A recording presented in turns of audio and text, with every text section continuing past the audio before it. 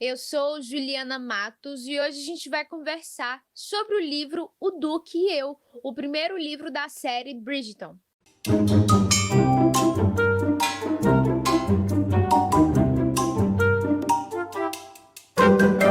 Bem, o livro O Duque e Eu, como eu havia dito, ele é o primeiro livro de uma série de 9 livros.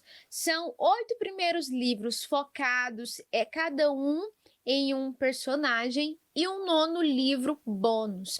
Os livros, dessa série foram escritos pela autora Julia Quinn.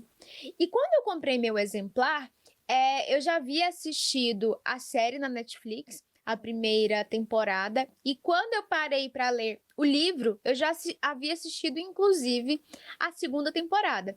E, ultimamente, eu e o Jefferson, a gente tem o hábito de só tirar os livros do plástico quando, de fato, a gente vai ler, justamente para conservá-los melhor. E quando eu peguei o livro, eu já havia lamentado assim, poxa, colocaram a capa da série, trocaram as capas. Geralmente eu nunca vejo isso com bons olhos. E somente quando eu fui ler de fato que a gente percebeu que, na verdade, trata-se de uma jacket. E uma jacket muito bem feita, porque é advinda de um pôster da Netflix, É uma imagem muito bonita, A qualidade muito boa. E fizeram uma jacket fosca, com material muito bom. E ela se amoldou muito bem ao livro em si. Então, é uma das jackets mais bem feitas que eu já vi aí no mercado. E quando a gente vai olhar a capa do livro, como eu havia dito, normalmente eu acabo preferindo a capa do livro original, eu confesso que eu acabei achando a capa da jacket mais bonita do que a capa do livro em si. Eu acho que quantidade, de livros que são vendidos, pela o peso que hoje, os livros da Julia Quinn têm no gênero, eu acho que ela merecia aí uma capa ainda mais bonita, tá? Então, a capa me deixou um pouco frustrada. Mas a edição, gente, ela é muito bem feita, tá? É um livro, então, com páginas amareladas, é um livro que tem orelha, tá? Então, é uma edição aí de boa qualidade, mas como eu disse, pela primeira vez, eu acabei achando mais bonito com a jacket da série do que a capa original. Quem é, então, Julia Quinn, a autora dessa série, e do livro Do Que Eu? Julia Quinn, então, formou-se nas universidades de Harvard e Radcliffe. A autora já teve, então, seus romances traduzidos para mais de 32 países. Os romances da autora já estiveram aí por diversas vezes na lista dos mais vendidos do New York Times. Então, de fato, a autora escreve, publica muito, seus livros são bastante vendidos e lidos aí por leitores do mundo inteiro. E um dos grandes feitos da autora, não só de ser tão lida, mas de ser a autora mais jovem a entrar para a galeria da fama dos autores de romance dos Estados Unidos. Então, é uma autora, sim, que tem uma carreira de sucesso. E como eu disse, a autora publica bastante, tem muitos livros, Então, você aí que já leu os Bridgertons e gostou, tem aí uma infinidade de possibilidades de leitura. Esse é o primeiro livro que eu li da autora, Mas ela tem aí já um acervo de livros bastante significativo. E vamos falar, então, sobre o livro efetivamente. Tá? Eu dividi a minha fala, gente, em duas partes. Uma primeira parte em que eu não darei spoilers, tá? Para você aí ficar instigado a ler o livro ou decidir que não é para você. E uma segunda parte em que, para eu tratar de alguns pontos que eu considero relevante, darei spoilers, tá? Mas eu irei deixar muito claro quando irá começar essa segunda etapa. Não se preocupe. Falando sobre o livro, gente. O livro, então, ele é focado neste primeiro no relacionamento de Daphne e Simon, que é o Duque, A Daphne, então, ela é a filha mais velha das mulheres de uma matriarca, tá? Que tem aí 8 filhos. Então, cada livro da série Bridgerton é focado, tem ênfase em um dos filhos, tá? E é uma mulher, então, viúva, que acabou ficando viúva bastante jovem e fica aí preocupada em ver seus filhos casados, principalmente as filhas mulheres. E isso pode soar um pouco desesperador, né, da gente colocar essa mulher como desesperada e chata, mas quando a gente lê um romance de época, por mais que ele tenha sido escrito durante o nosso período, quando a gente vai analisar então a posição dessa mãe, a atitude dela, o desejo e a preocupação que ela tem em ver principalmente suas filhas casadas, a gente não pode esquecer do contexto. Como que eu, Juliana, analiso, né, como que eu leio romances de época? Eu preciso tanto me lembrar em que contexto essa história se passa ou quando essa história foi escrita e, é claro, conjugar com o meu olhar de hoje. Então, alguns pontos que eu vou chamar atenção aqui, é óbvio que é o olhar de uma mulher de 2022, né? Então, é uma junção de entender quando a história se passa, mas também pensar o que isso pode trazer para a gente hoje, quais as reflexões que podem ser feitas, tá? Então, no livro Do Que Eu, a ênfase é na filha Daphne. O foco, então, é ver a Daphne casada e o foco, então, é o relacionamento entre ela e o Duque, que se chama Simon. E um ponto interessante na escrita da Julia Quinn, que eu achei feliz a forma em que ela começou, é que primeiro ela mostra o núcleo familiar do Duque e logo depois ela mostra o núcleo familiar da Daphne, em que é muito claro a diferença desses núcleos. Enquanto a gente tem um núcleo mais amoroso, enquanto a gente tem um núcleo mais focado numa educação amistosa, uma educação de fato orientada pelo amor, a gente tem um outro núcleo familiar, em que a gente tem completa ignorância, em que a gente tem completa violação à dignidade humana de fato de uma criança. Então, como ela apresenta os dois núcleos familiares um depois do outro, a gente tem de fato visualizado ali o quão contraditórias são essas duas famílias, o quão diferentes, né, elas são. Então, quando eu falo da escrita da autora, é uma escrita bastante fluida, tá? Eu li a história já sabendo o desfecho, justamente porque eu já conhecia a série. Confesso que no início eu achei que a história não iria me prender, que por mais que a autora escrevesse bem, por mais que a autora tivesse uma escrita fluida, eu pensei que ela não iria conseguir me pegar. Justamente porque eu já sabia tudo o que iria acontecer, né? Nos principais pontos. Mas pelo contrário, tá? Eu li o livro, assim, pouco mais de um dia. Isso que eu tinha minha rotina, né? De trabalho, enfim. Então, eu considero que foi, de fato, uma leitura fluida, uma leitura rápida, que corre muito bem. Então, a autora tem, sim, uma escrita bastante leve, uma escrita gostosa de se ler. E ela consegue, sim, levantar algumas questões interessantes que eu considero pertinentes. A grande questão que me preocupa um pouco, que eu acho que é importante a gente ressaltar, é que alguns pontos a autora não deixa claro que são problemáticos. Alguns pontos a autora não trabalha de forma profundamente. Então, me preocupa pensar, às vezes, uma adolescente ou uma mulher que não tem um senso crítico, talvez, para algumas questões, ler aquilo e normalizar.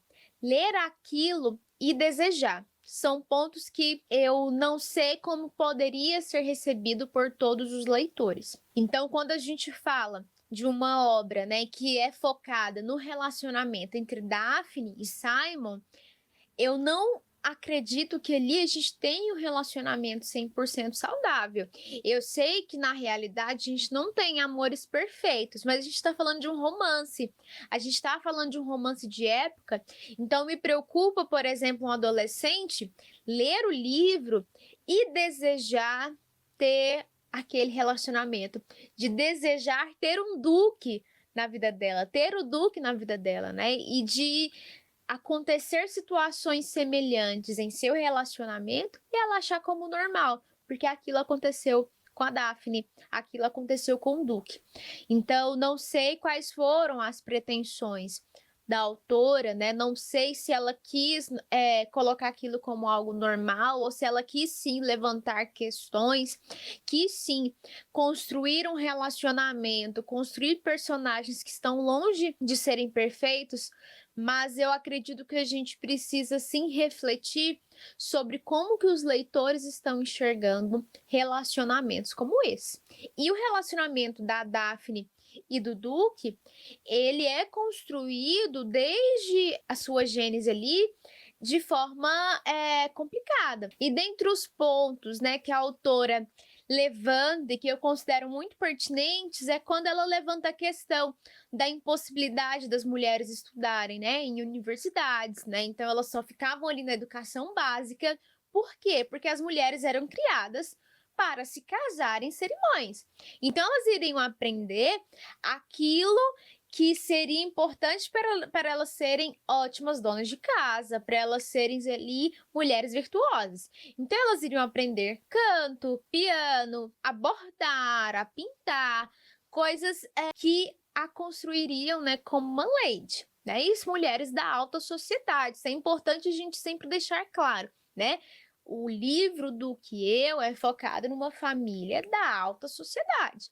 Né? Isso é muito importante ponderar. A gente está falando da realidade da mulher da alta sociedade, porque é a mulher pobre que sempre trabalhou, né? Outro ponto também que é falado e que é sobre a questão das mulheres serem vistas como maduras muito mais cedo. Então, uma mulher de 20 anos, a família já se preocupa porque ela não casou. Enquanto isso, um homem de 28 anos, de 30 anos, deixa ele curtir a vida, deixa então ele viajar o quanto ele quiser, ele pode ter aí uma vida de libertinagem, frequentar sim bordéis, porque ele precisa curtir a vida antes de se prender a uma mulher.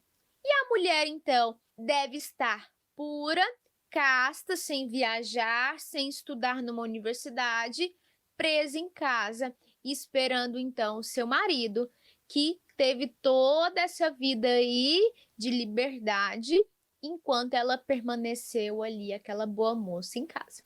E isso do que a sociedade espera da mulher, exige dessa mulher e o que ela permite a esses homens, principalmente homens com títulos, vai além também da questão do casamento. A autora mostra cenas em que homens com títulos estão estressados, né? Estão ali passando por um momento de tensão e eles simplesmente são mal educados com os criados, né? E os criados jamais vão questionar, né? É o patrão, é o chefe, não só qualquer chefe, né? É um chefe aí da alta sociedade. Então é permitido que esses homens ajam assim. Então também tem um padrão do que se espera de um homem com alto título e do que ele pode exigir dos outros tão somente porque ele tem esse título. Então o homem pode sim se estressar, o homem pode sim se exaltar, porque isso é esperado, ele pode exigir assim. Por outro lado, as mulheres são vistas como volúveis, como iradas, como histéricas, né? E isso é visto sempre de forma pejorativa, né? Quando a mulher se estressa, quando a mulher se ira, é justamente porque ela não tem um emocional plano, ela não tem um emocional ali equilibrado, né? Então, quando ela se estressa com algo, é porque ela é mulher, né? Ela é desequilibrada emocionalmente. E esse homem, então, ele enxerga a mulher como essa pura e casta, né? Ele espera então que ela seja entregue assim para ele, entregue como uma posse de fato e um fardo que ele vai ter que carregar. Então a mulher, ela é de responsabilidade do pai ou do irmão mais velho, e quando é passada a responsabilidade dessa mulher para o esposo, como é um fardo que ele vai passar a ter que carregar, a família dessa moça precisa o quê? Entregar um dote. E quando a gente fala de famílias abastadas, são dotes altíssimos, como se fosse o pagamento por você ter que cuidar aí da minha filha pelo restante da vida dela.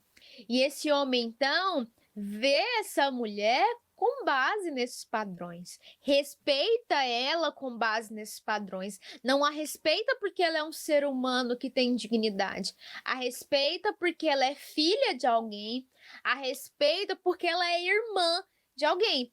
Então, ao invés de eu respeitar a Daphne por quem a Daphne é, num primeiro momento ela é respeitada porque ela é irmã de um homem, né? E isso, gente, da autora levantar, por mais que ela levante de forma sutil, é algo muito bom, né? Por mais que seja um romance ali leve, fluido, né? Que a gente tá ali muitas vezes querendo passar o tempo, querendo ver um amor romântico ali, é interessante sim que ela levante essas questões. Algumas questões aqui que eu estou falando com vocês são até questionadas por personagens, mas de forma geral são questões que eu li e observei e estou aqui dialogando com vocês. Por isso que eu digo que eu me preocupo como que adolescentes, por exemplo, estariam lendo esse livro. Será que eu, Juliana, com 14, 15 anos, estaria vendo isso tudo? Provável que não. Estaria aí desejando ter um Duque também na minha vida. E a autora, então, ela consegue levantar não só como que essas mulheres jovens são tratadas, mas também uma mulher quando ela é mais velha. Quando ela deixa de ter essa figura do esposo na vida dela, porque ela é viúva, por exemplo, como que ela deixa de ser vista como uma mulher que tem um corpo, que tem desejos, que gostaria de receber um buquê de flores, uma mulher que gostaria também de ser mimada, de ser amada, para além da figura materna, que é a única figura então que uma viúva poderia exercer. Eu sei que eu já vi algumas pessoas falando sobre como que a Daphne é desesperada para casar, sobre como que a Daphne é desesperada para ter filhos, mas ela foi criada para isso, né? É como que ela é uma das a série acaba que mostrou mais isso, sobre como que ela era uma das filhas mais perfeitas da mãe. E por que isso, né? Justamente talvez porque ela foi mais moldada pela sociedade, mais moldada pela criação da mãe. Ela simplesmente estava exercendo o papel que a mãe a ensinou a exercer e que a mãe também foi ensinada e o que a sociedade exige dela, né? Ela estava sendo ali a mulher virtuosa. Então, se ela não conseguisse se casar, se ela não conseguisse ter filhos, o que ela ia fazer da vida dela? Não tinha o que fazer, não eram oferecidas outras possibilidades para ela. Então, quando a gente fala, por exemplo, de uma mulher que não pode ter filhos ou que não consegue ter um filho homem, por exemplo, essa mulher ela está assim incapacitada. Essa mulher, sim, ela não é completa. Então, a gente tem que tomar cuidado também para não sermos muito duros com a Daphne nesse sentido, porque ela simplesmente estava exercendo o papel que ela foi criada.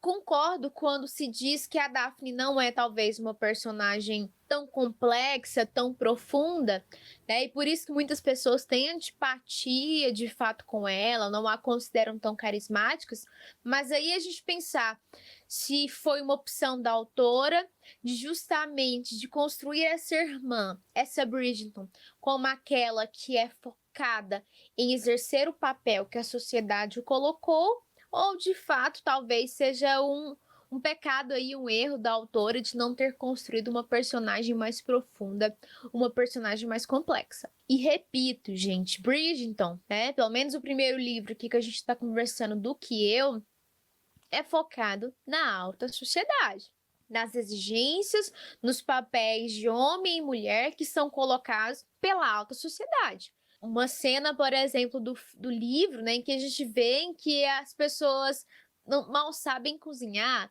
mal sabem ferver um leite, ligar um fogão, né? Então é muito focado mesmo nessa vida da alta aristocracia, da sociedade extremamente abastada, pessoas muito ricas mesmo.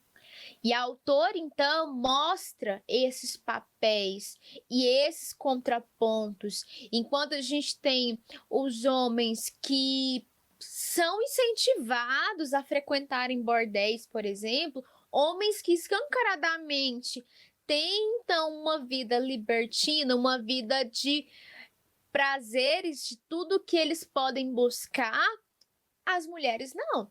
E não é só uma questão delas se resguardarem puricáceas, mas da total ignorância. E isso é um ponto muito interessante que a autora levanta sobre como as mulheres possuem total ignorância sobre seus corpos, sobre como seus corpos funcionam, sobre questões reprodutivas, sobre questões da sexualidade, tá?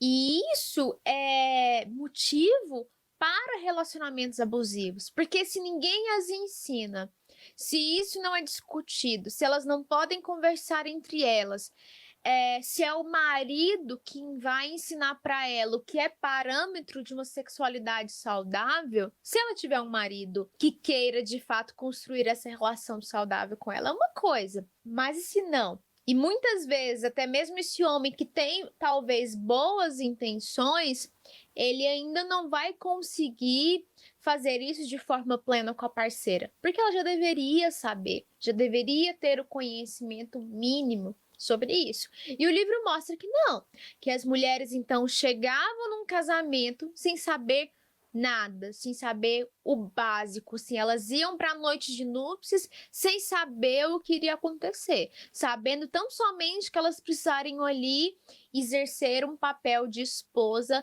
mas elas nem tinham noção real do que iria acontecer. Então, esses são os principais pontos que o livro levanta. Eu gostei do livro, não seria um livro aí que eu considero uma obra-prima dentre as minhas leituras, daria aí uma nota 3 de 5 estrelas, mas se você gosta do gênero, se você gostou da série, compre o livro, faça essa leitura, tá? Inclusive vou deixar o link aqui na descrição. Se você comprar pelo nosso link da Amazon, você paga o mesmo preço, comprando aí de forma aleatória, mas se você comprar pelo nosso link, gente, você nos ajuda muito, tá? Então, se você se sentiu instigado a ler o livro, compre, leia e dialogue aqui comigo sobre o que você achou.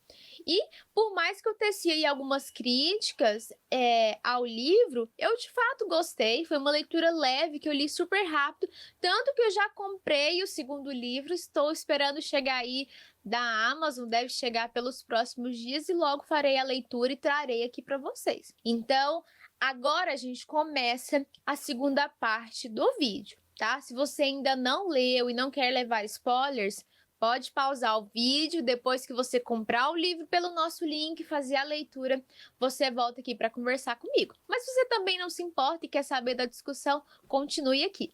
Então, um ponto que eu não poderia deixar de conversar com vocês é sobre aquela cena em que a Daphne e o Duque, então, eles têm uma relação sexual ou um estupro aí de vulnerável.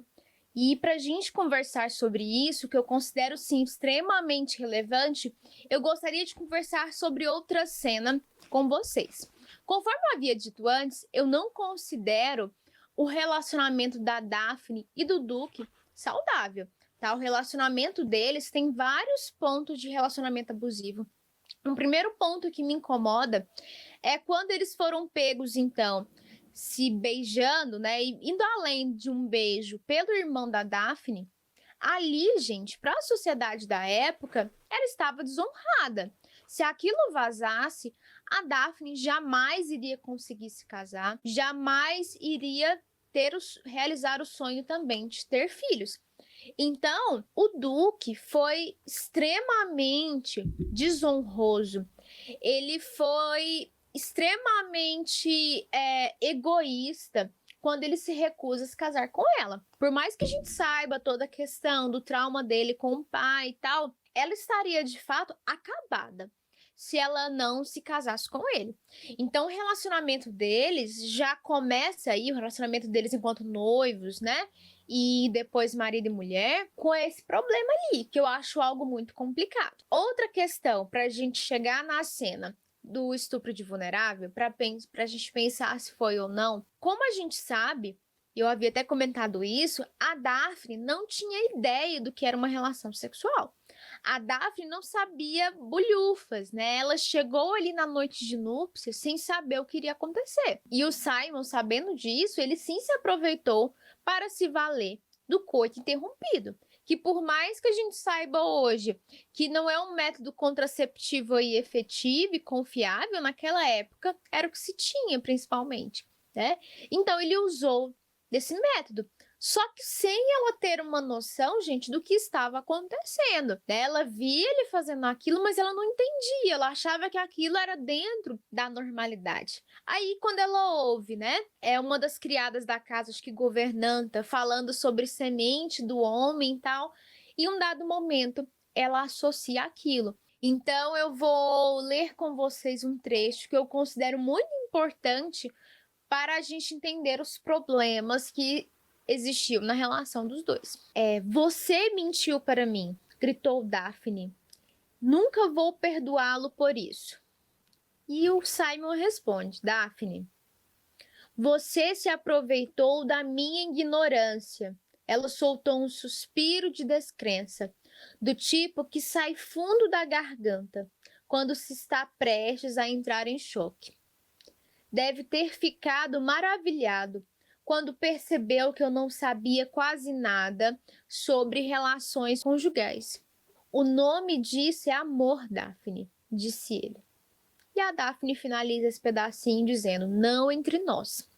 Isso daqui, gente, é muito problemático. Primeiro, ele tendo enganado ela, né, sobre isso, porque de fato ela não tinha noção do que estava acontecendo. E se lembrem, o Duque dizia, eu não posso ter filhos. Quando, na verdade, ele não queria ter filhos. E é algo muito diferente, de fato. Aí, gente, a gente precisa se colocar, sim, no lugar da Daphne. Primeiro, ela se viu numa situação em que ela ficaria desonrada, né? Ela viraria uma pária da sociedade, em que jamais ela iria se casar e muito menos ter filhos. Aí depois ela faz um arranjo, então, com o Duque, com o Simon, em que, ok, a gente vai se casar, mas como eu não posso ter filhos, você nunca vai ser mãe. Ela, gente, seria vista como incompleta, como incapacitada para sempre. Ninguém iria culpar o Simon. Ela seria o problema de não dar um herdeiro homem para ele para perpetuar aí o título do ducado dele. Aí ela descobre que era mentira, que ele não podia ter filhos, que isso era falacioso, que na verdade ele não queria ter filhos. E ele a engana, então, fazendo o coito interrompido, sem ela ter noção de que com aquilo ele estava possivelmente, né, ali evitando uma gravidez.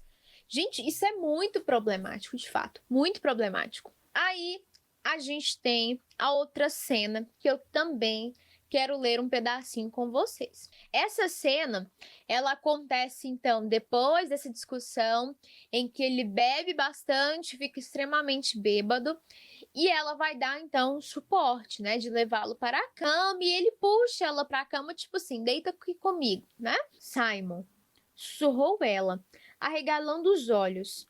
Você está ao menos acordado? A resposta dele foi outro resmungo, mas ele não fez qualquer tentativa de seduzi-la. Apenas se aconchegou mais a ela. Daphne piscou, surpresa. Não sabia que um homem era capaz de desejar uma mulher, mesmo dormindo. Virou a cabeça para trás, a fim de ver o rosto dele. Então estendeu a mão e tocou seu queixo. Simon soltou um gemido. O som saiu rouco e profundo, o que a deixou preocupada.